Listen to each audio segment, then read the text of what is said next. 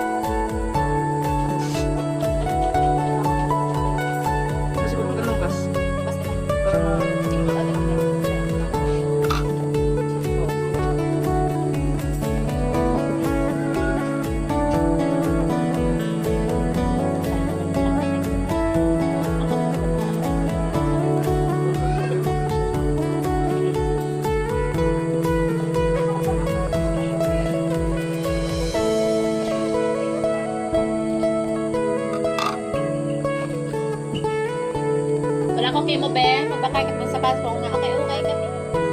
Di ba iso okay. Kaysa bakay ka sa mga makaran.